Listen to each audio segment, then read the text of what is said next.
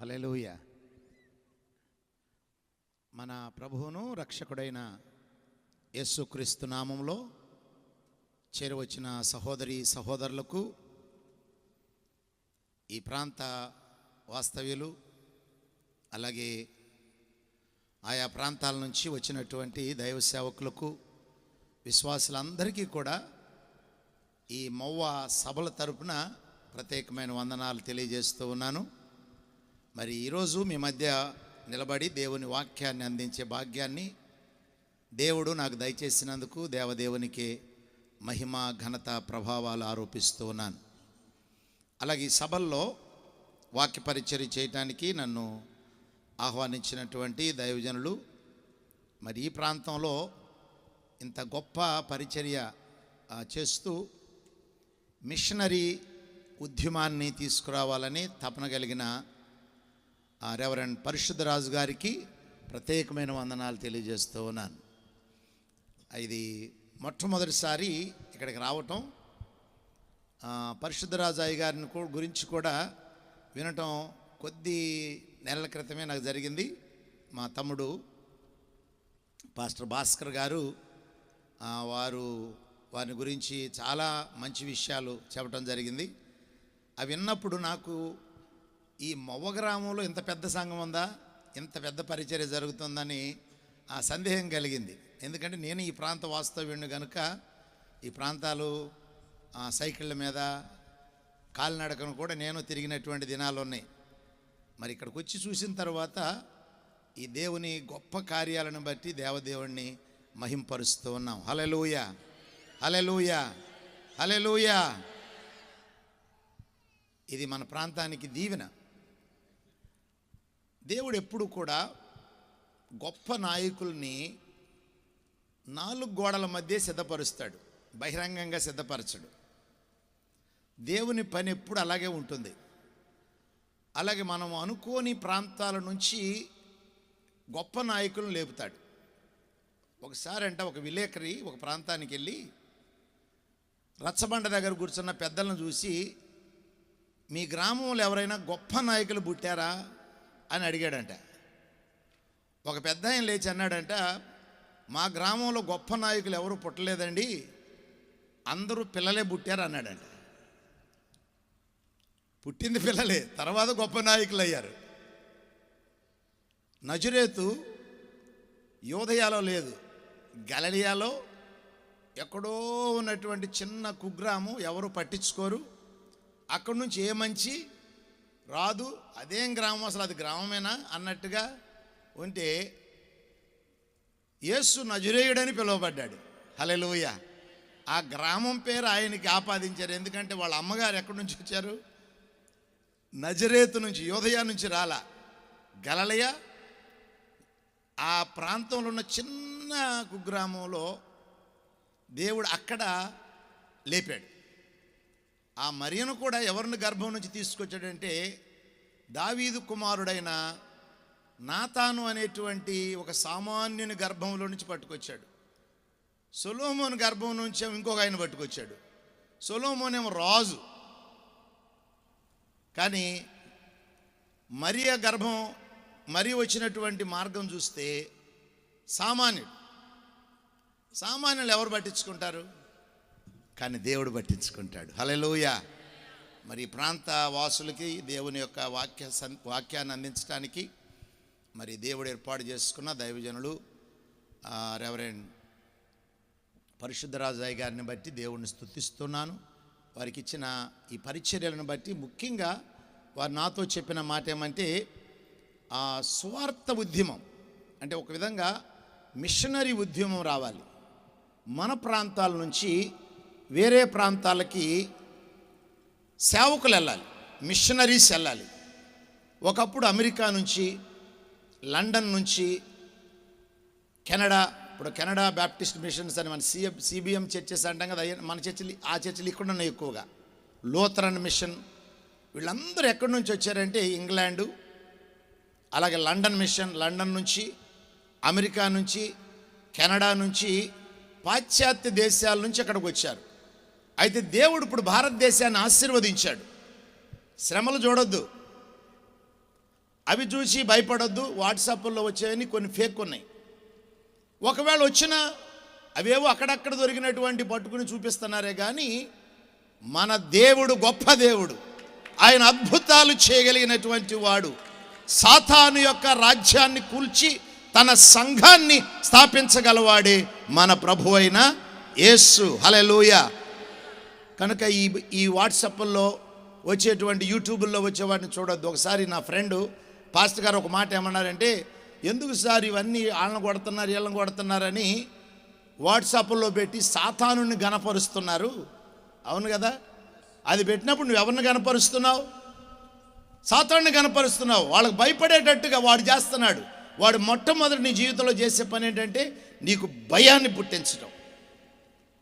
కానీ మనలో ఉన్నవాడు లోకంలో ఉన్నవానికంటే గొప్పవాడు. ఆయన శక్తి, ప్రేమ, ఇంద్రియ నిగ్రహం కలిగినటువంటి వాడు. ఆయన ఆత్మనే మనం కలిగి ఉన్నాం. కాబట్టి దేవుని బిడ్డలారా, దేవుడు అద్భుతాలు చేస్తాడు. వాస్తవంగా నేను అనంతపురంలో దేవుని సేవ చేస్తున్నాను.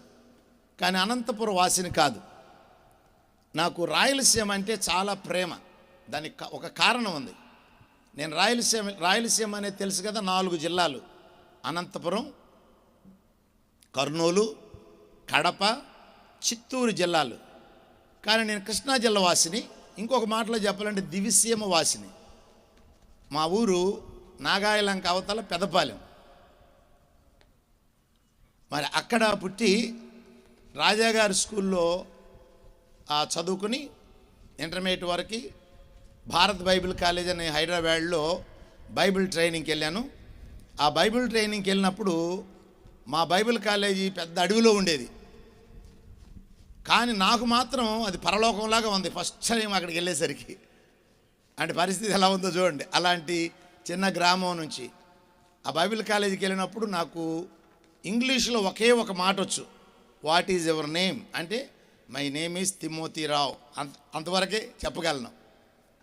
కానీ నా 3rd ఇయర్లో మన డైరెక్టర్ గారికి ట్రాన్స్లేషన్స్ చేసే స్థాయికి దేవుడు కృపను అనుగ్రహించాడు. హల్లెలూయా. ఈరోజు కూడా మా కాలేజీలో స్టూడెంట్ చేరినప్పుడు వాళ్ళకి మొట్టమొదట నా గురించే చెబుతా, నా సాక్ష్యం చెబుతా. నేను మీలాగానే బైబిల్ కాలేజీకి వచ్చినప్పుడు ఏమీ తెలియదు, ఇంగ్లీషుకి భయపడొద్దు, అదేం పెద్ద సింహం కాదు, మీరు నాలాగా మారతారు, నాలాగా వాక్యం ఇంగ్లీషులో చెప్పగలరు. ఎందుకంటే నా పిల్లల్ని ముందు వాళ్ళని ప్రోత్సహించడం చాలా ప్రాముఖ్యమైంది. సో అలాంటి స్థాయిలో తర్వాత నా బ్యాచిలర్ ఆఫ్ థియాలజీ అయిపోయిన తర్వాత మ్యారేజ్ అయింది. మ్యారేజ్ అయిన తర్వాత అనంతపురం వెళ్ళటం జరిగింది. మరి అయ్యగారు చెప్పినట్టు నేను అనంతపురం వెళ్ళినప్పుడు 10 గ్రామాలకి ఒక చిన్న గృహ కూడిక ఉండేది. సంఘాలు కూడా లేవు, మందిరాలు కూడా లేవు. మరి అక్కడి నుంచే వచ్చినటువంటి దైవజనులు రెవరెండ్ సాంబశివరావు గారు ఇక్కడ ఉండటం చాలా సంతోషం. వారు హిందూపురంలో దేవుని సేవ చేస్తున్నారు. మరి వారిని బట్టి దేవుని స్తుతిస్తున్నాను. వారికి తెలుసు అక్కడ ఉన్నటువంటి పరిస్థితి ఎలా ఉందో, ఇప్పటికి కూడా ఎలా ఉందో. కొంత మార్పు వచ్చినా అనుకున్నంత మార్పు ఇంకా రాలేదు, రావాలి, వస్తుంది. హల్లెలూయా. అది మీ దైవజనుని యొక్క భారం. అవును, మన ఇక్కడ ఒక ఊరు గ్రామంలోనే 7 సంఘాలు ఉంటాయి, లేకపోతే 7 కంటే ఎక్కువ ఉంటాయి. ఇప్పుడు 15 అయినా, డబల్ అయిపోయినాయి. అక్కడేమో 10 గ్రామాలకు కూడా ఒక సంఘం లేదు. నేను వెళ్ళినప్పుడైతే అసలు కాఫీ తాగాలంటే పరిస్థితి ఎలా ఉండేదంటే నల్లగా ఉండేది. ఇక పాస్టర్లం కదా, అన్నిటికీ అలవాటు చేసుకోవాలని మింగేసేవాళ్ళం. మజ్జిగ తాగటం నాకు మొదటి నుంచి అంత అలవాటు ఉండదు. ఇప్పుడు కూడా ఎవరైనా ఇంటికి వెళ్తే మజ్జిగ ఇస్తే మాత్రం అమ్మ వద్దంటే, ఎందుకంటే నాకు అలవాటు లేదు స్టార్టింగ్ నుంచి. ఇంట్లో తాగటం వేరు. అంటే ఇక దైవ సేవకుడు అయిన తర్వాత చాలా అలవాటు చేసుకున్నా. అలా ఉండేది పరిస్థితి. ఇప్పుడు మారిపోయింది. దేవుడు మార్చాడు. అనంతపురంలో నాకు ఒక ఫ్రెండ్ ఉండేవాడు. ఆయన ఫ్రెండ్ కాదు, ఆయన వాస్తవంగా నేను ఆయన మనవళ్ళ లాంటి వాడిని. కానీ ఆయన మాత్రం నన్ను అంత క్లోజ్గా చూసేవాడు. మా ఇద్దరం చాలా ఫ్రెండ్స్. చచ్చిపోయాడు ఆయన 93 సంవత్సరాల వయసులో. 5 సంవత్సరాల క్రితం చనిపోయాడు ఆయన 93వ సంవత్సరంలో. బాలసుందరం గారని ఆయన అనేవాడు, బ్రదర్, యేసు సువార్త తప్ప వీళ్ళని ఎవ్వరూ మార్చలేరు అయ్య గారు అనేవాడు. సువార్త బ్రదర్ మార్చేది. కాబట్టి ఎలాగైనా సువార్త అందించాలి ప్రజలకి. ఆయన ఒక గ్రామాన్ని ఎంపిక చేసుకుని, ఆయన 82వ సంవత్సరంలో కొన్ని గ్రామాలను ఎంపిక చేసుకుని 263 గ్రామాలు 10 సంవత్సరాల ఆ గ్రామాలన్నిటికీ సువార్త అందించాలని ఒక కంకణం కట్టుకున్నాడు. ఆయన చనిపోయేసరికి 50 సంఘాలు స్థాపించాడు, సేవకులను ఏర్పాటు చేశాడు. ఆ సేవకులకి నేను కూడా వన్ ఆఫ్ ది టీచర్స్ అనమాట. నేను కూడా ట్రైనింగ్ ఇచ్చాను. దేవుని కృపను బట్టి దేవుడు ఇచ్చిన ఒక దర్శనం ఏంటంటే మందిరాలు కట్టాలి. ఆయన కూడా దేవుడు కృప చొప్పున 11 మందిరాలు కట్టాం. ఆయన చనిపోయాడు, కానీ ఆయన పరిచర్య చావలా. హల్లెలూయా. పరిచర్య విస్తరిస్తూనే ఉంది. మన దేవుడు నమ్మదగినవాడు. దేవుని బిడ్డలారా, సేవకులు చచ్చిపోతారు, సేవకుని దర్శనం చావదు. ప్రార్థనా పరులు చచ్చిపోతారు, నువ్వు చేసిన ప్రార్థనకు చావు లేదు. అది దేవుని సన్నిధిలో ఎప్పుడు మారుమ్రోగుతూనే ఉంటుంది. దేవుని యొక్క చెవుల్లో అది ఎప్పుడు నెరవేరుతూనే ఉంటుంది. ఈ రోజున జరుగుతున్న పరిచర్యల యొక్క రహస్యం ఏంటంటే, ఈ పరిచర్యల వెనక చచ్చిపోయినటువంటి గోధుమ గింజ వారే మన మిషనరీస్, సేవకులు. వారు లేకుండా మనం లేము. నేను ఎప్పుడు ఒక మాట చెబుతూ ఉంటా మా సంఘానికి, నా వెనక ఒక గోధుమ గింజ చచ్చిపోయింది, ప్రతి చెట్టు వెనక ఒక విత్తనం చచ్చిపోయి ఉంటుంది. మా అమ్మ లేకపోతే నేను లేను. కాబట్టి మీరు ఈ రోజున తిమోతి అనే పాస్టర్ను చూస్తున్నారు, కానీ తిమోతి తల్లి మీకు తెలియదు. ఆమె మరణంలో నుంచి, ఆమె శ్రమలో నుంచి వచ్చినటువంటి వాడు తిమోతి. అలాగే సంఘాలు మిషనరీస్ యొక్క మరణములో నుంచి, మరణ యాతనలో నుంచి బయటకు వచ్చినాయి. అది దేవుని పద్ధతి. ఈరోజున మీరు చూస్తున్న ఈ కట్టడాలు ఊరికే వచ్చినాయి అనుకోవద్దండి. లీడర్కు ఉండేటువంటి శ్రమలు మీకు తెలియదు. లీడర్కు ఉండే ఫ్రస్ట్రేషను, ఒత్తిడి మనకు అర్థం కాదు. ఇప్పుడు లీడరు వచ్చినప్పుడు చక్కగా పైన కూర్చుంటారు, కానీ ఆయన ఎప్పుడు ఒంటరే. జాన్ మ్యాక్స్వెల్ అని ఒక భక్తుడు అంటాడు, నాయకత్వంలో నువ్వు పైకి ఎదుగుతున్నప్పుడు నువ్వెంతగా నాయకత్వంలో ఎదుగుతూ ఉంటావో అంతగా నువ్వు ఒంటరి అయిపోతావు అంటాడు. అంతగా ఒంటరి అయిపోతావు. ఎందుకంటే ఆయన ఒక్కలే గదిలో కూర్చొని ప్రార్థించాలి, మొరపెట్టాలి. ఇప్పుడు ఈ మీటింగ్స్లో ఏదైనా తక్కువైందనుకో, అందరు వెళ్ళామంటారు, అయ్యగారు అది తక్కువైందని అంటారు. చూద్దాంలే అంటారు, ఆయన కూడా ప్రార్థన చేయండి అంటారు. అందరి ముందు వచ్చి మిమ్మల్ని దీవిస్తారు, ప్రార్థిస్తారు. ఒంటరిగా కూర్చొని ఏడవాల్సి ఉంటుంది. నాయకుడిగా నాకు తెలుసు ఆ సంగతి.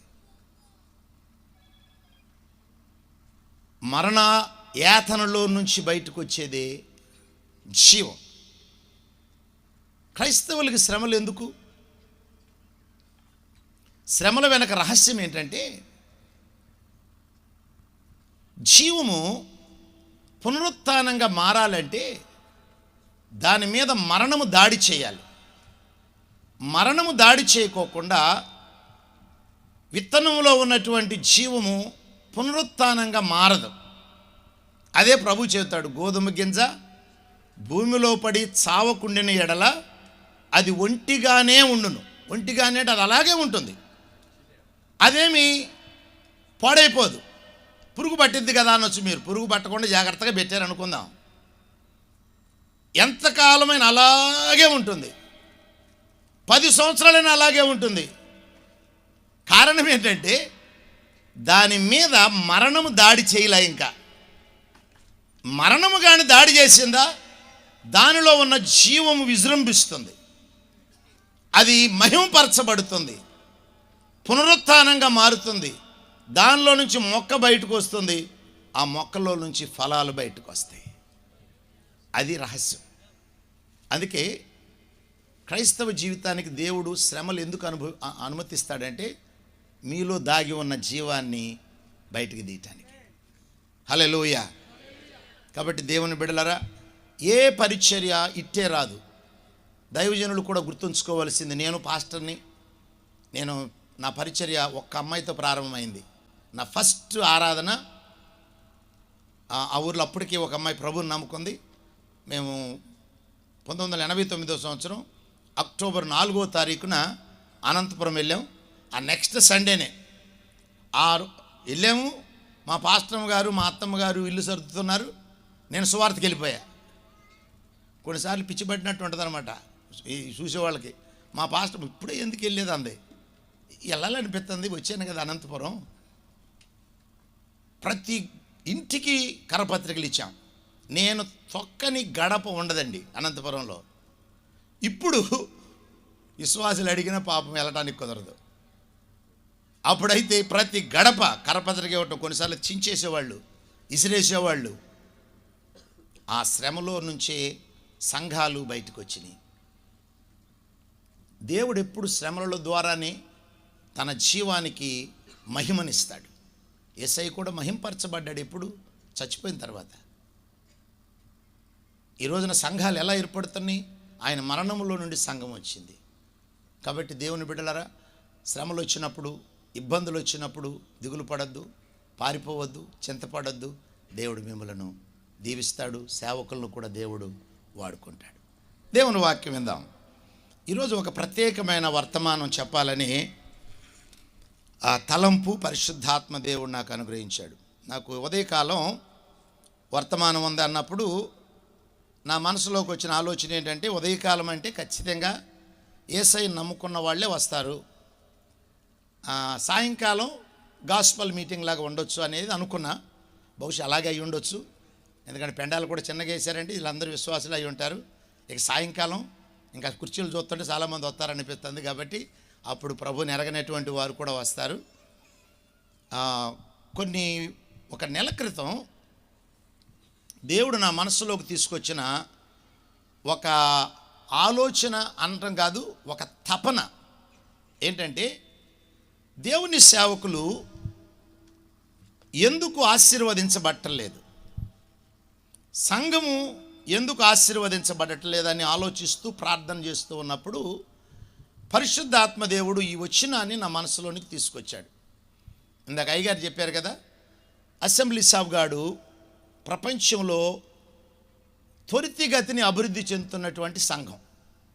ఇది 200 దేశాల్లో ఉంది. ఒక చిన్న ఇంటిలో ప్రారంభమైనటువంటి సేవ ఇది. 100 years సెలబ్రేషన్ కూడా అయిపోయింది గత ఐ థింక్ 7 years బ్యాక్. అమెరికాలో స్ప్రింగ్ఫీల్డ్ మిజోరీ అనే ప్రాంతంలో జరిగింది అది.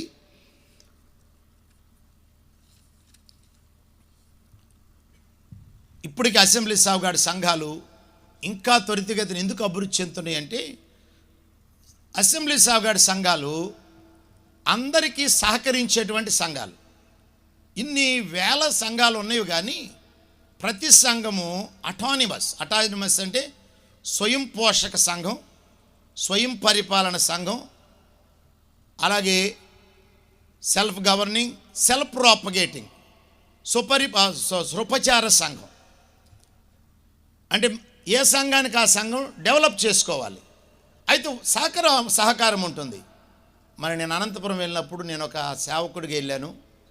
కృపగలిగిన దేవుడు మరి దినాన అసెంబ్లీస్ ఆఫ్ గాడ్ సూపరింటెండెంట్గా సంఘాలకి తెలంగాణ ఆంధ్రాలో నాయకుడిగా ఏర్పాటు చేశాడు.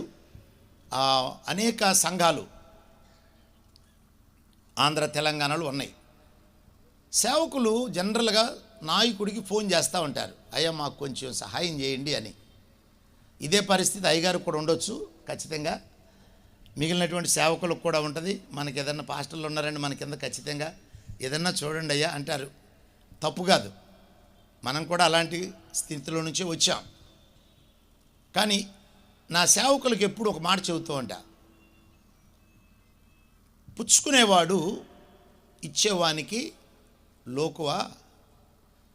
సేవకులారా, నేను మీ అన్నని లేక మీ తమ్ముడిని అనుకోండి, నాకంటే పెద్దోళ్ళు ఉన్నారు, నీ కుమారుడిని అనుకో. మనము సొంతగా డెవలప్ కావాలి. దేవుడు మనల్ని ఆశీర్వదిస్తాడు. దేవుడు వాగ్దానం చేశాడు, నిన్ను తలగా చేశాను కానీ తోకగా చేయలేదు. నువ్వు అప్పు ఇస్తావు కానీ అప్పు పుచ్చుకోవు. కానీ విశ్వాసుల పరిస్థితి అలా లేదు. ఇప్పుడు మనం ఏమంటామంటే ఇది బీదల సువార్త బీదలకు ప్రకటించబడుతుంది. ఎస్, ట్రూ, అది వాస్తవమే, బీదలకే ప్రకటించబడుతుంది. కానీ దేవుడు తాను చేసిన వాగ్దానాన్ని బీదలైన మీ జీవితంలో నెరవేరుస్తాడు, నా జీవితంలో నెరవేరుస్తాడు. నేను అక్కడి నుంచి వచ్చిన వాడిని కనుక మనల్ని దేవుడు ఎప్పుడు అభివృద్ధి పరుస్తాడు, కానీ మనం ఎక్కడున్నామో 10 సంవత్సరాల క్రితం అక్కడే ఉంచడు. అలా ఉన్నామంటే ఏదో సమస్య ఉంది. జీవము కలిగింది ఎప్పుడు ఎదుగుతుంది, జీవము లేనిది ఎప్పుడు ఎక్కడుందో అక్కడే ఉంటుంది. చూడండి, నా చేతిలో 2 ఉంగరాలు ఉన్నాయి. ఈ మా పాస్టర్మ గారు పెట్టిన ఉంగరాలు కనుక ఉంచుకున్నాను. ఉంగరాలు పెట్టుకోవడం ముఖ్యం కాదు, ఎందుకంటే పెళ్ళి ఉంగరం. ఈ ఉంగరం కొంచెం ఖరీదైంది, నేను పడేసాను, భూమిలో పడిపోయింది. ఎవరో జనాలు తొక్కేసరి కింద పోయింది. ఎతికాను, దొరకలా. మరలా 2వ రోజు వచ్చాను, 3వ రోజు వచ్చాను, కనపడలా. ఇంకా పోయిందని అనుకుంటా. 1 సంవత్సరం తర్వాత వస్తే ఇంకా అది అసలు కనపడదు, ఎందుకంటే ఎక్కడో భూమిలో పోయి ఉంటుంది. అదే నా జేబులో ఒక చిన్న విత్తనం ఉంది, జారిపోయింది, కానీ శ్రేష్టమైన విత్తనం భూమిలో పడిపోయింది. ఎతికాను, దొరకలా. 2వ రోజు వచ్చి దొరకలా, 3వ రోజు వచ్చి దొరకలా. 4వ రోజు వచ్చాను అనుకోండి, ఎతకనవసరంలా, అదే తలకాయ పైకెత్తుకుని నిలబడి ఉంటుంది. హల్లెలూయా. కానీ విత్తనాన్ని ఎవడు పట్టించుకుంటాడు? విత్తనము విలువలేనిది. కానీ విత్తనము లేకపోతే మానవ జాతి మనుగడ లేదు. చూడండి, చెట్లు ఎవడు పట్టించుకుంటాడు? ఆ విత్తనాలు వేసినప్పుడు ఇసిరి అవతల పడేసాం. కానీ అది తలకాయ పైకి ఎత్తుకుని పైకి వచ్చి రేపు మనం కోత కోస్తున్నప్పుడు అందరూ వస్తారు, నాకు కొంచెం పెట్టండి అయ్యా, నాకు కొంచెం ఏముండయ్యా అందరూ. ఎందుకంటే ఇది విలువైంది, ఇది జీవము లేనిది. దేవుని బిడ్డలారా, మనం జీవము కలిగిన వారం, జీవము కలిగిన దేవుని బిడ్డలము. మనలో జీవము ఉన్నది. జీవము కలిగిన మనం ఎదగాలి కదా, అభివృద్ధి చెందాలి కదా. ఎందుకు అభివృద్ధి చెందటం లేదు? ఆ తలంపుల్లో నుంచి పుట్టుకొచ్చింది ఈ వర్తమానం. లాస్ట్ సండే నా సంఘానికి నేను సిరీస్ ఆఫ్ మెసేజ్ చెప్పాలని ప్రారంభించాను. కానీ ఈరోజు విశ్వాసులుగా మీరు వచ్చారు కనుక మీ అందరికీ ఈ వర్తమానం చెప్పాలని ప్రేరణ పరిశుద్ధాత్మ దేవుడు నాకు అనుగ్రహించాడు. గాస్పల్ మీటింగ్స్ జనరల్గా ఈ వర్తమానం చెప్పరు, కానీ ఇది మీరందరూ బిలీవర్సు, మనమందరం ఆశీర్వదించబడాలి. ఈరోజు వర్తమానం నీ కుటుంబానికి, నీ బిడ్డలకు, నీ సంఘానికి ఆశీర్వాదకరంగా ఉండాలని ఈ వర్తమానాన్ని పరిశుద్ధాత్మ దేవుడు ప్రేరేపించాడు. వాక్యం చదువుదాం. అపోస్తుల కార్యములు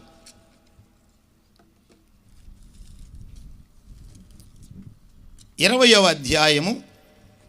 అపోస్తుల కార్యములు 20వ అధ్యాయము 35వ వచనం. మీరును ఇలాగు ప్రయాసపడి బలహీనులను సంరక్షింపవలననియో పుచ్చుకొనుట కంటే ఇచ్చుట ధన్యమని ప్రభువైన యేసు చెప్పిన మాటలు జ్ఞాపకం చేసుకొనవలననియో అన్ని విషయములలో మీకు మాదిరి చూపితిని అని చెప్పాను. చాలు, నాతో పాటు చెప్పండి. పుచ్చుకొనుట కంటే, అక్కడ ఉన్న వాళ్ళు కూడా, పుచ్చుకొనుట కంటే ఇచ్చుట ధన్యము. పక్క వాళ్ళతో చెబుతారా? పక్క అమ్మాయి చేయబట్టుకుని చెప్పండి. పుచ్చుకొనుట కంటే ఇచ్చుట ధన్యము. సో ఈరోజు మన వర్తమానం పేరేంటంటే ఇచ్చుట నాకిష్టం. ఏంటి? నాతో పాటు చెప్పండి. ఇచ్చుట నాకిష్టం. ఇది నా హృదయానికి దగ్గరగా ఉన్నటువంటి వర్తమానం. ఇది నాకు తెలిసిన ఆ ప్రేరణ నా అంతరంగంలో కలగల. ఎప్పుడైతే మా సంఘాల గురించి, సేవకుల గురించి, మా కుటుంబాల గురించి ఆలోచన చేస్తున్నప్పుడు పరిశుద్ధాత్మ దేవుడు ఈ మాట నా మనసులోనికి తీసుకొచ్చాడు. నిన్న నేను చార్ల్స్ గారి దగ్గర వాళ్ళ మీటింగ్స్ జరిగినాయి. ఇంత అయ్యగారు చెప్పారు కదా, పిల్లదల్పియా సంఘం, అది ఇట్స్ గ్రోయింగ్ చర్చ్, బాగా ఎదుగుతున్నటువంటి సంఘం. మీటింగ్స్ ఏర్పాటు చేశారు. ఇంకా నేను భోంచేసేటప్పుడు నా పక్కనే కూర్చున్నారు పాస్టర్ గారు. కూర్చొని అయ్యగారు ఏదో సందర్భంలో ఒక మాట అన్నాడు. అయ్యగారు మా అమ్మగారు మాకేమో పప్పు అన్నం పెట్టి పాస్టర్లు వచ్చారంటే రొయ్యల కూర వండి పెట్టేది, మాకు అర్థమయ్యేది కాదు. నేను మా తమ్ముడు మా చెల్లి మాట్లాడుకున్న అమ్మేంటి మనకేమో పప్పుసారి పెడుతుంది, సేవకులకేమో రొయ్యల కూర వేసి పెడుతుంది అని మేము చనుక్కున్నాము. కొన్నిసార్లు మా అమ్మ మీద బాధపడ్డాము, ఆ ఆశీర్వాదాన్ని ఇప్పుడు అనుభవిస్తున్నాము అన్నాడు. హల్లెలూయా. అంటే వాళ్ళకి అప్పుడు సంఘం పెద్దది కాదు, చాలా చిన్న సంఘం. ఆ సంఘం కూడా కొండ మీద కొన్నారు. పాపం ఎన్ని మెట్లు అంటే 100 పైనే ఉంటాయండి మెట్లు, చాలా మెట్లు ఎక్కాలి. ఆ కొండ మీద ఉండేది పిల్లదల్లిపోయి చర్చి ఒకప్పుడు పెద్దయ్య గారు ఉన్నప్పుడు. మరి ఎన్నిసార్లు కొండ ఎక్కుంటూ యేసయ్యా యేసయ్యా యేసయ్యా అనుకుంటూ ఎక్కారేమో పాపం. ఎందుకంటే అన్ని మెట్లు ఎక్కాలంటే ఖచ్చితంగా శ్రమే. అలాంటి చిన్న సంఘంలో ఉన్నప్పుడు మరి ఏం గింజలు వస్తాయి, వచ్చిన బియ్యంతో బతకాలి ఏమో. కానీ వాళ్ళకున్న తపన ఏంటంటే దేవుని సేవకునికి మంచిగా పెట్టాలి. అదే ఆయన చెప్పినటువంటి మాట, మంచిగా పెట్టాలి. ఎందుకని? ఇవ్వటంలో దీవెన ఉన్నది, పుచ్చుకోవటంలో దీవెన లేదు. నేను తినటంలో దీవెన లేదు, ఇతరులను బ్రతికించటంలో దీవెన ఉన్నది. ఒక భక్తుడు అంటాడు, విన్స్టన్ చర్చిల్ అనేటువంటి వ్యక్తి, we make a living by what we get, but we make a life by what we give. మనము పొందేదానితో జీవిస్తాం, కానీ మనం ఇచ్చేదానితో జీవితాన్ని నిర్మించుకుంటాం అంటాడు. అవును, మనం పొందుకునే దానితో మనం బ్రతుకుతాం. అది ఉద్యోగంలో నుంచి రానివ్వండి, పొలంలో నుంచి రానివ్వండి, ఎవరన్నా ఇవ్వనివ్వండి, పుచ్చుకున్నాం, తింటున్నాం, బతుకుతున్నాం, అయిపోయింది.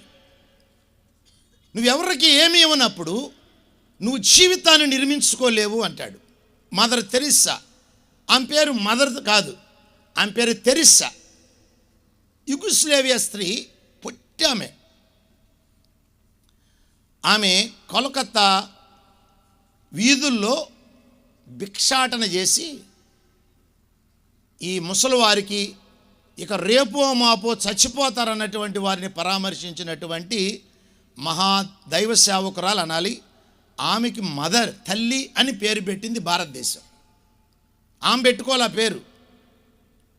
ఆమె బ్రతకటానికి రాలా, ఆమె బ్రతికించటానికి వచ్చింది. దేవుడు ఆమెను బ్రతికిస్తూ అనేకులను బ్రతికించాడు. హల్లెలూయా. కారణం ఏంటంటే ఆమె ఇవ్వటం నేర్చుకుంది, పుచ్చుకోవటం కాదు నేర్చుకున్నది, ఇవ్వాలి. అదే ఈ భక్తుడు అంటున్నాడు. ఎందుకు ఇవ్వాలి? ఈ రాత్రి, ఈ మధ్యాహ్నం మనము దేవుడు ఈ మాట ఎందుకు చెప్పాడు?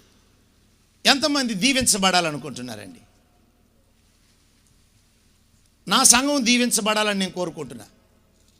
అందుకే నా సంఘానికి ద సిరీస్ ఆఫ్ మెసేజ్ ఇవ్వటం గురించి జనరల్గా పాస్టర్లకు ఇవ్వటం గురించి చెప్పరు. ఎందుకు చెప్పమంటే మాకు కూడా కొంచెం ఇబ్బందిగా ఉంటుంది. అడిగితే ఏంటి పాస్టర్ గారు ఎప్పుడు అడుగుతాడంటారని ఎప్పుడు అడగటం. నేనైతే ఎప్పుడు చెప్పలే. మా సంఘానికి అందరూ దశమ భాగాలు ఇస్తారు.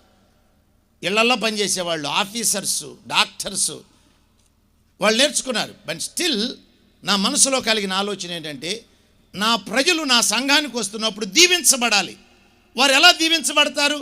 నా 2 చేతులు వారి నెత్తి మీద పెడితే దీవించబడతారా? లేదు.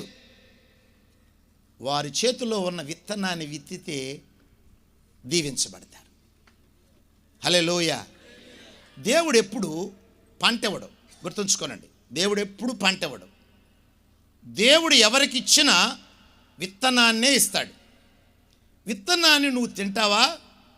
విత్తనంలో దాగి ఉన్న పంట కోసం దాన్ని విత్తుతావా? నీ ఇష్టం. నీ చేతిలో పెట్టాడు, నా చేతిలో పెట్టాడు. నా ఆశీర్వాదం నేను పొందుకునే దాంట్లో లేదు, నేను ఇచ్చే దాంట్లో ఉంది. దానికి కారణం ఏంటంటే ఇవ్వటం అనేటువంటిది దేవుని హృదయ స్పందన. వాక్యం చదువుదాం. ఇచ్చుట దేవుని హృదయ స్పందన. దేవుడు ప్రేమ కలిగిన వాడు. దేవుడు ప్రేమాస్వరూపి అనే లేఖనం చెబుతుంది. ప్రేమ ఎప్పుడు ఇస్తూనే ఉంటుంది. చూడండి, అమ్మ ఎప్పుడు ఇస్తూనే ఉంటుంది.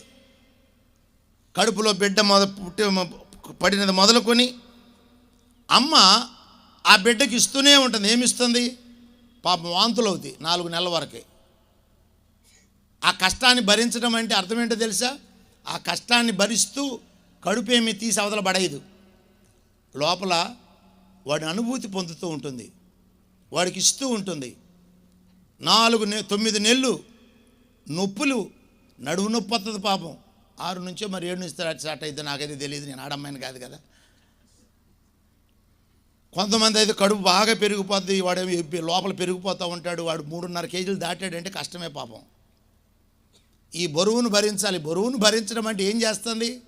వాడి కొరకు ఆమె తన శక్తిని ఇస్తుంది, బాధను భరిస్తుంది. నొప్పులు దగ్గరకు వచ్చేసినాయి, నొప్పులు పడుతుంది. ఎవడి కొరకు? బిడ్డ కొరకు. ఎందుకో తెలుసు నొప్పులు ఎందుకు పడుతుంది?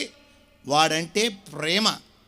వాడు పుట్టిన తర్వాత అందరూ మాంసం కూర తింటే పాపం మేము మాంసం కూర తిందాం. పప్పుచారు కారపు మెతుకులో తింటది. డాక్టర్ గారు చెప్పుంటాడమ్మా, నువ్వు కొంతకాలం మాంసం తినొద్దు, వాడికి మోషన్స్ అయినాయి అనుకో, ఈమెకు పత్యం పెడతాడు డాక్టర్ గారు. నువ్వు ఇది పలానా తిన్నట్టున్నావమ్మా, అందుకే మీ పిల్లోడికి అయ్యో నేను ఎంత బుద్ధి లేని పని చేశాను అంటది. ఏం చేసావు బుద్ధి లేని పని? తినకూడని తిన్నాను. ఏది నీకు బాగానే వంట పట్టింది, ఎవరికి పడతల్లా? బిడ్డ కొరకు పూట పట్టమంటే అర్థం ఏంటో తెలుసా? తను పూటపడుతూ వాణ్ణి బ్రతికిస్తుంది. దీని వెనక రహస్యం ఏంటంటే ప్రేమ. మన దేవుడు ప్రేమ కలిగిన వాడు కనుక ఆయన ఎల్లప్పుడూ ఇచ్చేవాడే కానీ పుచ్చుకునేవాడు కాదు. సృష్టి ఆది మొదలుకొని మీరు చూడండి, దేవుడు ఎల్లప్పుడూ ఇచ్చేవాడే. ఆయన సృష్టించాడు, విశ్వాన్ని సృజించాడు, ఆయన ఇచ్చాడు.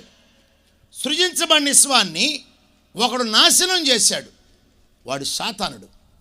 సాతానుడు ఎప్పుడు పుచ్చుకుంటాడు, దేవుడు ఎప్పుడు ఇస్తాడు. సాతానుడు పాడు చేస్తే దేవుడు మరలా సృజించాడు, మరలా నిర్మించాడు. తర్వాత మానవుణ్ణి సృజించాడు, మానవుణ్ణి పతనం చేశాడు సాతానుడు. మానవుణ్ణి బ్రతికించడానికి దేవుడు తన కుమారుణ్ణి త్యాగం చేశాడు, పంపించాడు, ఇచ్చాడు. ఆ కుమారుడు భూమి మీదకి వచ్చాడు. వచ్చిన కుమారుడు అలాగే జీవించలా, ఆయన తన ప్రాణాన్ని పెట్టి మనలను బ్రతికిస్తూ ఉన్నాడు. హల్లెలూయా.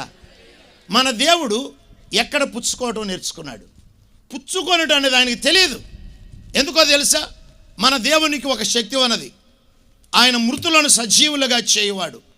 మృతమైపోయిన దానికి జీవాన్ని ఇస్తాడు, లేని దాన్ని ఉన్నట్టుగా పిలుస్తాడు. ఎందుకంటే లేని దాన్ని సృజించగలిగే సామర్థ్యము నా దేవునిలో ఉన్నది.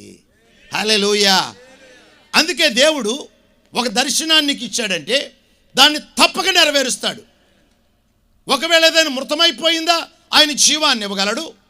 అసలు అది లేదా దేవుడు నీకే బయలుపరిచాడు దర్శనాన్ని, దాన్ని నెరవేరుస్తాడు. ఎందుకంటే లేకపోతే దాన్ని సృజిస్తాడు. ఉండి అది మృతమైతే తనలో ఉన్న జీవాన్ని ఇస్తాడు. కనుక నా దేవుడు సృజిస్తాడు, నా దేవుడు జీవాన్నిచ్చి బ్రతికిస్తాడు. ఆయన ఇస్తూనే ఉంటాడు కానీ ఆయన ఎన్నడూ పుచ్చుకోడు. పుచ్చుకునేవాడు ఎవడు చెప్పండి?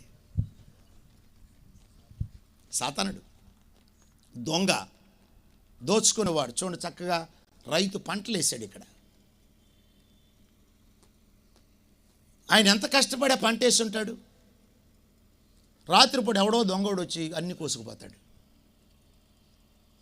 రైతు ఏమో కష్టపడ్డాడు, విత్తనం వేసుకున్నాడు, 6 గాలాలు కాశాడు, పంట చేతికొచ్చింది, ఇంటికి వెళ్ళి పండుకొని ఉంటాడు.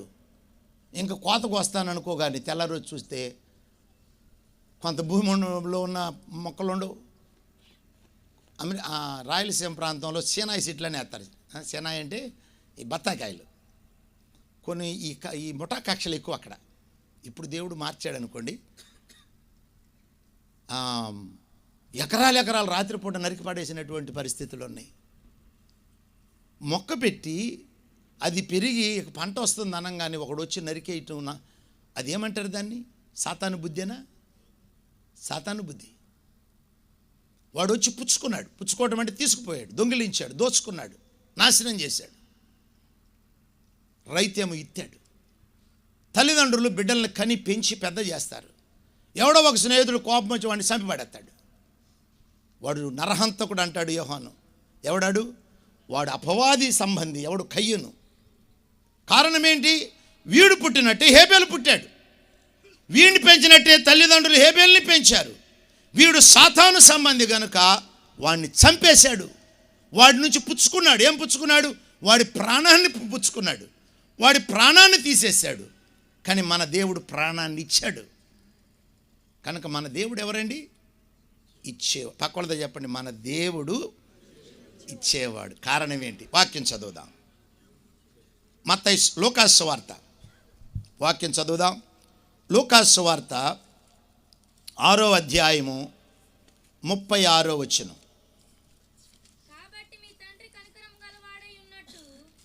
మీ తండ్రి కనికరము గలవాడై ఉన్నట్టు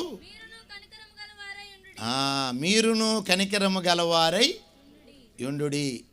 నాకు ఈ వచనం తెలుగులో చదువుతున్నప్పుడు మామూలుగా అనిపించింది, కానీ ఇంగ్లీష్లో చదివేటప్పుడు అది ఒక థ్రిల్ నా హృదయంలో కలిగింది. ఇంగ్లీష్లో ఏమంటుందంటే, be full of compassion even as your father also is full of compassion. ఏముందంటే, మీ తండ్రి కరుణతో నింపబడిన వాడు గనుక మీరును కరుణతో నింపబడి ఉండుడి. హల్లెలూయా.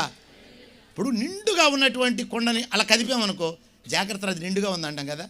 జాగ్రత్త అది నిండుగా ఉందంటే అటు అన్నవా దాంట్లో ఉన్నది పడిపోద్ది. నువ్వు దేవుణ్ణి అలా అని చూడు, ఆయనలో నుంచి ఏం కారుతుందో? దయారసం కారుతుంది. హల్లెలూయా. యేసయ్యని కదిపారు, పొడిచారు, గుద్దారు, పిడుగుద్దులు గుద్దారు, మేకులు కొట్టారు, ఆయన్ని కదిపారు, గుచ్చారు. ఆయనలో నుంచి ఏం స్రవించింది? ప్రేమ. తండ్రి, వీరేమి చేయుచున్నారో వీరెరుగరు గనుక వీరిని క్షమించుడి. యేసయ్య అంటాడు మత్తయి సువార్తలో 5వ అధ్యాయము, మత్తయి సువార్త 48వ వచనం. మత్తయి సువార్త 5వ అధ్యాయము 48. పరలోకపు తండ్రి పరిపూర్ణుడు గనుక మీరును. ఒక నిమిషం. మీ ఎవరంట? మీ పరలోకపు మీ దేవుడు అంటల్లా. మీ దేవుడు కాదు. ఎవరు మన దేవుడు? యేసయ్య. యేసయ్య తండ్రి ఉన్నాడు. ఎఫెసీ పత్రికలో ఆ మాట ఉంటుంది. మన ప్రభు అయిన యేసు క్రీస్తు యొక్క తండ్రి అయిన దేవుడు అంటాడు ఒక చోట. ఆ కింద లైన్లోనేమంటాడంటే, మన తండ్రి అయిన దేవుడు. యేసయ్యకి తండ్రి ఎవరో, మనకి ఆయనే తండ్రి. ఆయనే త్రిత్వములో ఉన్న మొదటి వ్యక్తి తండ్రి. ఈ తండ్రి ఎలాంటి వాడు? మీ తండ్రి పరిపూర్ణుడు గనుక మీరును పరిపూర్ణులుగా ఉండేదారు. ఏ విషయంలో? ఇప్పుడు దేవుడు అంటే పరిపూర్ణుడు. మనం ఎలా పరిపూర్ణం కాగలం? ఆయన పరిశుద్ధతలో పరిపూర్ణుడు. ఆయన లాంటి పరిశుద్ధుడు ఎవరున్నారు? వేల్పులలో నీ సముడెవడు అని ఒక పాట ఉంది కదా. వేల్పులలో నీ సముడెవడు, పరిశుద్ధ మహనీయుడా, అద్భుతమైన పూజ్యుడా, నీ వంటి వాడెవడు? ఎవరూ లేరు. పరిశుద్ధతలో ఆయన పరిపూర్ణుడు. మరి మానవుడు ఎలా పరిశుద్ధుడు కాగలడు? అంతటి పరిశుద్ధులం కాగలమా? యేసయ్యను బట్టి పరిశుద్ధులమైన అంతటి పరిశుద్ధులం కాదు. అంతటి నీతిమంతులమా? కాదు. అంతటి సర్వజ్ఞానులమా? కాదు. సర్వవ్యాపులమా? అసలు కాదు. సర్వశక్తివంతులమా? అసలు కాదు. దేవుని యొక్క ఆ గుణాలు చూస్తే మహోన్నతమైనవి. అవి ఎవరికీ లేవు. కానీ ఒక గుణము దేవుడు నీకు ఇవ్వాలనుకుంటున్నాడు. ఏంటో తెలుసు? అది చూడండి. ఏంటో 45వ వచనం. ఆయన చెడ్డవారి మీదను మంచివారి మీదను సూర్యుని ఉదయింపజేసి నీతిమంతుల మీదను అనీతిమంతుల మీదను వర్షము కురిపించుచున్నాడు. గమనించారా? చెడ్డవారి మీద మంచివారి మీద ఏం ఉదయింపజేస్తున్నాడు? తన సూర్యుని అని లేదు అక్కడ. బైబిల్లో ప్రతి ముక్క చాలా ముఖ్యమైనది. ఎవరు సూర్యుడిని? ఈ సూర్యుడు మన సూర్యుడా? మన సూర్యుడు కాదు. ఆయన ఈ గోళాన్ని ఎవరు సృజించారు? ఈ మహా మండుచున్న అగ్ని గోళాన్ని మహాదేవుడు ఈ భూమి కొరకు సృజించాడు. సూర్యుడు భూమి కొరకు, భూమి మన కొరకు, మనం దేవుని కొరకు. హల్లెలూయా. అందుకే మనము దేవా ఈ సూర్యుడిని బట్టి వందనాలు. ఎందుకంటే సూర్యుడు లేకపోతే మొక్కలు లేవు, మొక్కలు లేకపోతే మనకు బతుకులేదు, సూర్యుడు లేకపోతే వెలుగు లేదు, వెలుగు లేకపోతే మనం లేము. సో సూర్యుడు ఎవరి కొరకు? భూమి కొరకు. భూమి ఎవరి కొరకు? మన కొరకు. మనం ఎవరి కొరకు? పక్కలతో చెప్పండి. మనం దేవుని కొరకు. అంటే దేవుని కొరకు బ్రతకాలి, దేవుని కొరకు కార్యాలు చేయాలి. ఈరోజు మీటి కూటాలకు వచ్చింది ఎందుకో తెలుసా? దేవుణ్ణి మహింపరచడం కొరకు. అయ్యగారి కొరకు కాదు, పాస్టర్ తిమోతి వస్తున్నాడు అని కాదు. ఎవరి కొరకు వచ్చారు చెప్పండి ఒకసారి? యేసయ్య కొరకు. యేసయ్యని చెబుదాం. దేవుడు అంటే మళ్ళీ సార్వత్రిక నామం, అది ఏం చెబుదాం? యేసయ్య కొరకు. గట్టిగా చెబుదాం, యేసయ్య కొరకు. హల్లెలూయా.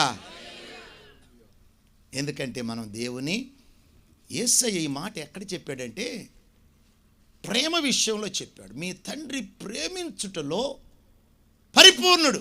అందుకే ఆయన ఇస్తూనే ఉన్నాడు, ఇస్తూనే ఉన్నాడు, ఇస్తూనే ఉన్నాడు. చూడండి, అమ్మ ఎప్పుడు ఇస్తూనే ఉంటుంది. నాన్న ఇవ్వడని కాదు, నాన్నలు ఏమనుకోవద్దు. నా చిన్నప్పుడే మా నాన్నగారు చనిపోయాడు. ఇప్పుడు నేను నాన్న అయ్యాను, తాతను కూడా అయ్యా. ఒక మనవరాలు పుట్టింది, ఇంక సంవత్సరం అవ్వలేదు. కాబట్టి నాన్న హృదయం ఏంటో బిడ్డలకు తెలుసు.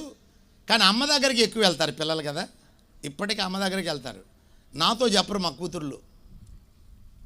మా పెద్ద కూతురు వచ్చి రికమెండేషన్ చేస్తుంది, డాడీ వాడికి ఏదో కావాలంటే చూడని. సర్లేమ్మా, వాడే అడగొచ్చు, వాడికి భయం డాడీ నువ్వంటే.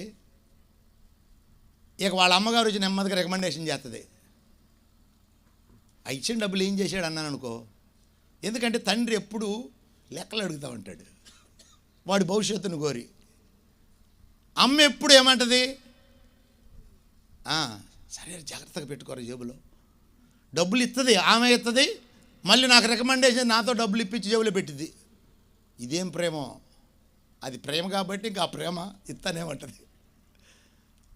ఎందుకు నా చిన్నప్పుడు మా పిన్ని, మా భాస్కర్ గారి తల్లి కూలి పని చేసుకునేవాళ్ళు. వాళ్ళు, నేను అప్పటికే పాస్టర్ని. ఇంటికి వచ్చినప్పుడు ఫుల్గా భోంచేసేవాళ్ళం. చక్కగా బయలుదేరి వెళ్ళేటప్పుడు అక్కడ కాలం ఉంది, కాలం పైకి వచ్చి అయ్యా ఇవి ఉంచుకొని జేబులు పెట్టేది. ఎందుకు అమ్మ అంటే ఉంచుకోయ్యా అనేది. నాకేం తక్కువ ఉంది అసలు? అమ్మతో పోల్చుకుంటే నాకేం తక్కువ లేదు, నా పిన్నితో పోల్చుకుంటే తక్కువ లేదు. నేనే ఎక్కువ మందికి ఇస్తామంట. అదేంటంటే ప్రేమ. ప్రేమ ఇస్తూనే ఉంటుంది, ఇస్తూనే ఉంటుంది. దేవుని బిడ్డలారా, క్రైస్తవులు ప్రేమ గలవారు. మనము మన తండ్రి హృదయం గలవారు, సాతానుడు హృదయం గలవారం కాదు. యేసయ్య అంటాడు ఒక చోట, నేను నా తండ్రి క్రియలు చేస్తున్నాను, మీరు మీ తండ్రి క్రియలు చేస్తున్నారు అంటాడు యోహాను సువార్తలో. ఎవరు వారు? మీ తండ్రి అపవాది అంటాడు. మీ తండ్రి అపవాది, వాడి క్రియలు చేస్తున్నారు, నేను నా తండ్రి క్రియలు చేస్తున్నాను. యేసయ్య ఇస్తూనే ఉన్నాడు. ఇంకొక వచనం చదువుదాం. యాకోబు రాసిన పత్రిక 5వ అధ్యాయము 11వ వచనం. సహించిన వారిని ధన్యులనుకొనుచున్నాము కదా, మీరు యోబు యొక్క సహనమును గూర్చి వింటిరి. ఆయన ఎంతో జాలియో కనికరమునో గలవాడని మీరు తెలుసుకొని ఉన్నారు. చాలు. ఏబు యొక్క సహనం మనందరికీ తెలుసు. ఏబు గ్రంథం తెలియని వాళ్ళు ఎవరున్నారు? అక్కడ కింద ఏముందంటే ఆయన జాలి కనికరము గలవాడని మీరు తెలుసుకొని ఉన్నారు. ఎవరు ఆయన అంటే? ఎవరు? ఏబా దేవుడా? ఏబు అని తెలుగులో ఉంది కాదు. మీరు వేరే నేను నిన్న కూడా మలయాళం లాంగ్వేజ్లో చూస్తే యాక్యురేట్ ట్రాన్స్లేషన్ ఉంది మలయాళం లాంగ్వేజ్లో. ఒడియా లాంగ్వేజ్ మా స్టూడెంట్స్ కొంతమంది ఉన్నారు. మొన్న ఈ సందర్భం మీద వచ్చి నేను మాట్లాడుతుంటే ఒడియా లాంగ్వేజ్ చదవమంటే దేవుడు అని ఉంది. ఇంగ్లీష్లో కూడా ఏబు అని ఉండదు. నేను చదివి వినిపిస్తాను ఆ మాట జాగ్రత్తగా వినండి. You have heard of the endurance of Job and I have seen the outcome of the Lord's dealings, that the Lord is full of compassion and is merciful. ఇక్కడ ఏముందంటే ఏబు సహనాన్ని మీరు చూచారు కదా, అతడు సహించుటను బట్టి అతని యొక్క ముగింపు ఎంత మహిమకరంగా దేవుడు మలిచాడో మీకు తెలుసు. ఎందుకంటే ఆ దేవుడు కరుణ, జాలి గలవాడు. ఎవరు? యోబు కాదు. దేవుని బిడ్డలారా, దేవుని కొరకు శ్రమలు అనుభవిస్తున్నారా? దేవుని కొరకు బాధలు అనుభవిస్తున్నారా? ఆ శ్రమలు బాధలు దేవుడే నీకు అనుమతించాడు.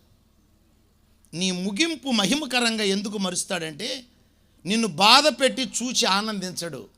ఆయన చూస్తూనే ఉన్నాడు. ఆయన హృదయంలో కరుణ. ఇప్పుడు చూడండి, అప్పుడప్పుడు మాకు పాస్టర్లకు ఫోన్లు వస్తామంటాయి హాస్పిటల్ నుంచి. అయ్యా అమ్మాయి హాస్పిటల్ అడ్మిట్ అయింది అయ్యగారు, పిల్ల అడ్డం తిరిగిందంట, ప్రార్థన చేయండి అయ్యగారు అంటారు. ఫోన్లోనే ప్రార్థన చేస్తాం. మళ్ళీ కొంచెంప్పుడు ఫోన్ వస్తుంది, ఏమ్మా అయ్యగారు చాలా ఇబ్బందిగా ఉంది అంటున్నారు అయ్యగారు. చాలా ఇబ్బంది ఎందుకు? ఇక కొంచెంసేపుడికి మళ్ళీ ఫోన్ వస్తుంది. ఈసారి ఫోన్ ఏడుపుతో రాదు. అయ్యగారు దేవుడు అద్భుతం చేశాడండి. ఎలా చేశాడు? అది అద్భుతం సంగతి కాదు. ఇక్కడ అమ్మ హృదయం చూసారా? బిడ్డ నొప్పులు పడుతుంటే ఆ నొప్పులు చూసాము, అమ్మకి బాధ వేస్తూ ఉంటుంది. వాడు బయట పడగానే సంతోషం. నొప్పుల తర్వాత ఏముంది? సంతోషం. మా అమ్మ ఇప్పుడు ఒక విషయం, మా అమ్మ కాదు మా అవ్వ చెప్పింది. నేను మూడో అబ్బాయిని, అంటే 2 కూతుర్ల తర్వాత కొడుకుని నేను అనమాట. నాకు 2 అక్కలు ఉన్నారు, నేను. మా అమ్మకి నొప్పులు ఉదయం ప్రారంభమైతే సాయంకాలం 4 అయినా కంటలా నొప్పులు పడతానే ఉంది. ఆ కాలంలో ఎవరున్నారు పాపం? అంతలోకి ఇక పెద్దలందరూ కలిసి మంచం మీద ఎక్కడికో తీసుకెళ్దామని, మంత్రసాని దగ్గర తీసుకెళ్దామని బయలుదేరుతుంటే అంతలో ఒక మంత్రసాని వచ్చేసింది. ఎక్కడికి పిల్లని ఎక్కడ తీసుకెళ్తున్నాను, లోపలికి తీసుకెళ్ళింది, ఏదో చేసింది. పిల్లోడు పుట్టగానే మా అవ్వ అందంట, మా మేనమామ చాలా తెల్లగా ఉంటాడు. చిన్న పండు అంటారనమాట. అతను అసలు పేరు పండు కాదు, ఆయన పేరు పండు అని పెట్టారు, ఎందుకంటే పండులాగా ఉంటాడని. చిన్న పండోడు పుట్టాడు అనేసరికి మా అమ్మ అందంట, ఎవరే ఆ మాట అందంట. ఎవరే ఆ మాట అంది? వాడితో నా కొడుకును పోలుస్తారు. ఎప్పుడు? 1 గంట తర్వాత కాదు, అట్ట పుట్టాను, నొప్పులు పడి ఏసారిపోయి బిడ్డను. కానీ ఈ చెవును పడగానే ఏమంది? ఎవడే కాదు అసలు అంది. ఇంకో మాట అంది, ఎవతే నా బిడ్డను వాళ్ళ అమ్మ అనుకోవాలి. ఎట్లా అందుకుందో నాకైతే తెలియదు. మీ అమ్మ ఇట్లా చేసిందిరా, నువ్వు ఇంత తలక వేసుకు పుట్టావు, నా బిడ్డను నొప్పులు పెట్టి చంపావు అని తర్వాత చెప్పిందిలేండి. కానీ ఆ సమయంలో ఇట్టంది మీ అమ్మ. ఎందుకంటే ఈయన పండుకుంటాడు కానీ బాగా తాగేవాడు, తాగుబోతే చచ్చిపోయాడు పాపం. అంటే అమ్మకి ఏముంది? నా బిడ్డ, నేను నొప్పులన్న పడతా, నా బిడ్డ ప్రయోజకుడు కావాలి. హల్లెలూయా. మనము నొప్పులు పడుతూ ఉన్నప్పుడు బాధ, మనం నొప్పులు పడుతూ ఉంటే దేవుడు చూస్తూ ఆనందపడ్డావు. నువ్వు కనే బిడ్డ మీద మనసు పెడతాడు. యోబుని నేను మహింపరచబోతున్నాను అనే సంతోషం దేవునిలో ఉండి చివరికి దేవుడు ఏం చేశాడు? యోబుని ఘనపరిచాడు. ఎందుకంటే ఆయన జాలి కరుణ గలవాడు, మన దేవుడు ఇచ్చేవాడు. అది అందుకే పుచ్చుకొనుట కంటే ఇచ్చుట ధన్యము. It's a blessed. ఇంగ్లీష్లో ఆశీర్వాదము అని ఉంటుంది. ఈ ఆశీర్వాదం, ఎంతమంది ఈ ఆశీర్వాదం కావాలనుకుంటున్నారు? ఈ మనస్సు మీరు కలిగి ఉండండి. రెండవది, ఇవ్వటంలో ఉన్న ఆశీర్వాదం ఏంటంటే, ఇచ్చేవాడు ఎప్పుడూ ఆశీర్వదించబడతాడు. వాక్యం చదువుదాం. లూకాసు సువార్త. ఇచ్చేవాడిని దేవుడు ఆశీర్వదిస్తాడు. 38వ వచనం చూడండి. లూకాసు సువార్త 6:38. క్షమించుడి, అప్పుడు మీరును క్షమింపబడుదురు. క్షమించుడి, అప్పుడు మీరును క్షమించటం అంటే ఇవ్వటం, అంతే కదా? పుచ్చుకోవటమా? ఇప్పుడు ఒకడు నిన్ను కొట్టాడు, నువ్వు సార్చి కొట్టావు, ఏమిచ్చావు? కీడిచ్చావు. క్షమించావు, ఏమిచ్చావు? ఆశీర్వాదాన్ని ఇచ్చావు. లేదా తిరిగి కొట్టాలి కదా. ఇప్పుడు లోకంలో ఉన్న మతాలన్నీ ధర్మ సంబంధమైనవి. క్రైస్తవ్యము ధర్మ సంబంధమైంది కాదు, నీతి సంబంధమైంది. ధర్మం ఏంటో తెలుసా? పంటికి పన్ను, కంటికి కన్ను, అది ధర్మం. కాకపోతే గవర్నమెంట్ వాళ్ళు ఏమంటారంటే, కొట్టినోడు నువ్వు కొట్టొద్దురా, మేము కొడతాం, వాదోపవాదాలు అన్నీ అయిన తర్వాత కరెక్ట్గా కొడతాం, నువ్వు కొట్టావంటే పెద్ద దెబ్బ పడితే చచ్చిపోతాడు, మేము చేసి పెడతాం ధర్మం, డోంట్ వరీ, కోర్టుకు రా ముందు నువ్వు. ఇంతకీ కోర్టు ఏం చేయబోతుంది? ధర్మం చేయబోతుంది. కానీ యేసయ్య ఏమన్నాడు తెలుసా? ఒకడు ఒక చెంప మీద కొట్టాడు, నేను తిరిగి కొట్టడం ధర్మం, కొట్టకుండా ఉండటం మంచి. నేను కొట్టలా, నేను మంచోడిని అని కొట్టిన ఏమన్నాడు సార్? మంచోడు. ఆడు మంచోడేనా? మేబీ మంచోడు. ఎందుకు మంచోడు? వీడు అసలు ఆయన కొడితే ఆయన చంపేస్తాడని భయపడి కొట్టలేదా? లేకపోతే బలహీనుడై కొట్టలేదా? ఏ కారణాన్ని మనకు తెలియదు. యేసయ్య ఏమన్నాడంటే, కొట్టిన వాడిని తిరిగి కొట్టడం ధర్మం, కొట్టకుండా ఉండటం మంచి. నువ్వు ధర్మం చేసినా మంచి చేసినా నువ్వు చచ్చిన వాడవే. కుడి చెంప ఎడ చెంప చూపిస్తే అది నీతి. మనము నీతి సంబంధం. యేసు ధర్మ సంబంధి కాదు, ఆల్రెడీ భూమి మీద ధర్మశాస్త్రం ఉంది అప్పటికే. యేసయ్య ఎందుకు వచ్చాడు? నీతిని స్థాపించడానికి వచ్చాడు. నేను ధర్మ సంబంధిని కాదు, నేను నీతి సంబంధిని. అందుకే ఇతరులు మనల్ని ద్వేషించినా దీవిస్తాం, మనల్ని హింసించే వారి కొరకు ప్రార్థిస్తాం, మనకు హాని చేసే వారి కొరకు మేలు చేస్తాం. నేను ఇచ్చేవాడినే కానీ పుచ్చుకునేవాడిని కాదు. హల్లెలూయా. వాడు నన్ను కొట్టాడు అంటే వాడు ఏం చేశాడు? కీడు చేశాడు. నేను కీడు చేయను, నేను మేలు చేస్తా. నేను నా తండ్రి సంబంధిని. అందుకే అన్నాడు, క్షమించుడి అప్పుడు మీకు క్షమించబడును. అంతేకాదు, ఇవ్వండి అప్పుడు మీకు ఇవ్వబడును అనిచి కుదిలించి. ఒక్క నిమిషం ఇక్కడ ఆగుదాం. ఎప్పుడైతే యేసయ్య ఇవ్వటం దగ్గరకు వచ్చాడో వెంటనే అక్కడ ఆగాడు. ఆగి ఇస్తే ఏం కలుగుతుందో మీకు తెలుసా అని చెబుతున్నాడు. అది అనిచి కుదిలించి దిగజారునట్లు నిండు కొలతను మనుష్యులు మీ ఒడిలో కొలుతురు. కానీ యేసయ్య అంటున్నాడు, అలాంటి వారు వర్ధిల్లరు. మీరు ఇవ్వండి, మీకు ఇచ్చేటప్పుడు అంట మరకాయ పెట్టి నీ ఒళ్ళో మరకాయ పెడతాడు. సంచి తీసుకుని పోతా ఉంటే ఆ మరకాయలో పోసేటప్పుడు కొన్ని భీము కింద పడతాయి. పోసేటప్పుడు పడతాయి కదా, పెద్ద దాంట్లో నుంచి పోసేటప్పుడు. తర్వాత లోపల నిండగానే కుదిలెత్తాడంట. ఎందుకు? ఇంకా లోపలికి వెళ్ళాలని. తర్వాత పోతాడు, పోయి కానీ మళ్ళీ దిగజారిపోతాయి. అదే పిసినారు వాళ్ళము. లేకపోతే మనం అయితే ఏం చేస్తాం? దాన్ని జాగ్రత్తగా పట్టుకున్నామా, కొంచెం ఆ భీమ్ అటు పోయి అమ్మంటాం. కానీ యేసయ్య అంటాడంట, అవి ఇవి నువ్వే తీసుకోమంటాడంట. హల్లెలూయా. అవి ఇవి నువ్వే తీసుకో. ఎందుకని? నువ్వు ఇచ్చే వ్యక్తివి, నేను నీకంటే గొప్పవాడిని, నేను అత్యధికంగా ఇస్తాను. హల్లెలూయా. మనం ఇచ్చేటప్పుడు ఎప్పుడు చిన్న చేతులతో ఇస్తాం. మన చేయి అంత పెద్దదేం కాదు కదా. చైనా దేశంలో ఒక విధవరాలు ఉండేది. ఆమెకు ఒక కొడుకు. పాపం విధవరాలకి కష్టం కదా బతకటం. ఒకసారి అమ్మ కొడుకు అంగడికి వెళ్ళారంట, సంతకి. సంతలో చెర్రీస్ అమ్ముతున్నాడు. చెర్రీస్ అంటే తెలుసుగా, ఈ కాలంలో ఇక్కడ కూడా వచ్చింది, మన ఇండియాకి కూడా. ఈతకాయలు లాంటివి అనుకుందాం. ఈతకాయలు కాదు, ఇప్పుడు ఈ బ్రెడ్ మీద కేకుల మీద పెడతా ఉంటారు కదా, ఎర్రగా ఉంటాయి ఆ చెర్రీస్. చైనాలో అవి ఎక్కువ ఫేమస్. మమ్మీ చెర్రీస్ కొని పెట్టే అన్నాడంట. ఈ కథ చదువుతున్నప్పుడు నేనే గుర్తొచ్చా. ఎందుకంటే సంతకి వెళ్ళినప్పుడు అమ్మని అడుగుతాను, మిఠాయి కొనిపెట్టు మమ్మీ, వెనకాల వెళ్తూ ఉంటాం, మన మిఠాయి కొనిపెట్టు.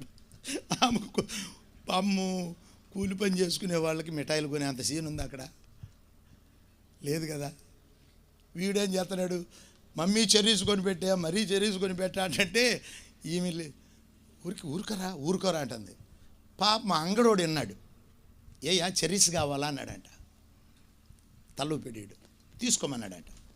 వాడు తీసుకో అన్నాడంట. తీసుకోకుండా వాళ్ళ అమ్మాయిని చూశాడు. సరేరా అలా ఆయన పెద్ద ఆయన చెబుతున్నాడు, తీసుకోమన్నాడండి. ఆయన తీసుకోవట్లే వీడు. ఆఖరికి ఆయన అంగడాయన సరే బాబు నేనే పెడతాను రారా అంటే వాడు సొక్క పట్టాడు, అన్ని తీసి వాడు ఒళ్ళో వేసాడంట. ఇద్దరు అమ్మ కొడుకు కలిసి వెళ్ళిపోతున్నాడు, ఫుల్గా వీడు ఖుషిగా ఉన్నాడు. తింటా వెళ్తుంటే వాళ్ళ అమ్మ అడిగిందంట, కాదురా ఆయన అన్నిసార్లు చెప్పినా ఎందుకు తీసుకోలేదురా అంటే వాడు అన్నాడంట, మమ్మీ నాది చిన్న చెయ్యి కదా, నేను తీసుకుంటే ఇన్నే వస్తాయని ఆయన పెడతాడని చూస్తున్నాను, అందుకే నిన్ను వచ్చి నీ మమ్మీ అన్నాడట. హల్లెలూయా. నువ్వెవరికైనా పెడితే ఏ చేత్తో పెడతావు? నీ బుడ్డ చేత్తో పెడతావు. ఆయన పెడితే ఆయన హస్తము ఈ సృష్టిని సృజించినటువంటిది. హల్లెలూయా. ఆకాశాన్ని విశాలపరిచింది ఆయన హస్తం. ఆయన హస్తం కదలాలంటే ముందు నీ హస్తం కదలాలి. కదులుతుంది మన హస్తం, అదే యేసయ్య ఈ లేఖనంలో చూద్దాం. ఇంకో 2 వచనాలు చదువుదాం. సామెతల గ్రంథం 22వ అధ్యాయం 9వ వచనం. త్వరగా చూద్దాం ఆ వచనాలు. దయాదృష్టి గలవాడు తన ఆహారంలో కొంత దరిద్రునికి ఇచ్చును. దయాదృష్టి ఏ దృష్టి అండి? దయాదృష్టి. దయగలవాడు అంటలే ఇక్కడ. దయాదృష్టి అంటే అర్థం ఏంటంటే, నువ్వు ప్రజలను చూస్తూ ఉంటావు కదా, వాళ్ళ కష్టాన్ని చూడగానే ఇప్పుడు ఆ దృష్టి లేనివాడు తప్పించుకుంటాడు, పట్టించుకోడు. దయాదృష్టి గలవాడు నేను ఎవరికి ఇవ్వాలి, ఎవరికి సహాయం చేయాలి, ఎవరిని ఆదుకోవాలని ఎతుకుతూ ఉంటాడు. కింద చదవమా. అట్టివాడు దీవెన నొందును. మరొక వచనం 29వ అధ్యాయం 28, 27 సామెతలు. బీదలకిచ్చువానికి లేమి కలుగదు, కన్నులు మూసుకున్న వానికి బహుశాపములు కలుగును. ఓకే, బీదలకిచ్చువానికి లేమి కలుగదు. లేమి అంటే కరువు రాదు, కరువు ఎప్పటికీ రాదు. నేను ఒక ప్రశ్న అడుగుతాను దైవ సేవకుల్ని, నీకు ఎప్పుడైనా కరువు వచ్చిందా? మనకి ఎక్కువ లేకపోవచ్చు, దేవుడు ఎన్నడూ పస్తు పెట్టల. నా సేవలో చెబుతున్నా, నేను అనంతపురం వెళ్ళినప్పుడు నాకు ఎవరూ సహాయం చేస్తామని చెప్పలా, అసెంబ్లీ సగటు తరపున వెళ్ళాను. తర్వాత మా అయ్యగారు వాళ్ళు సూపరింటెండెంట్ ఎగ్జిక్యూటివ్ కమిటీ నాకు 500 రూపాయలు 2 సంవత్సరాలు బయట పంపించారు. 2 సంవత్సరాలు 500. తర్వాత 300 కట్ చేసేశారు. అద్దె కట్టడం కష్టమైపోయింది. నేను ఒకరోజు నన్ను Christian worker licence to preach ఇవ్వడానికి పిలిచారు. నీకేమైనా ప్రశ్నలు ఉన్నాయా అడగండి అన్నారు నన్ను. అయ్యగారు ఒక్కసారి 300 కట్ చేశారు, అద్దె కట్టడం కష్టంగా ఉందన్న. అంతేనయ్యా మా పద్ధతి అన్నారు మా అయ్యగారు వాళ్ళు.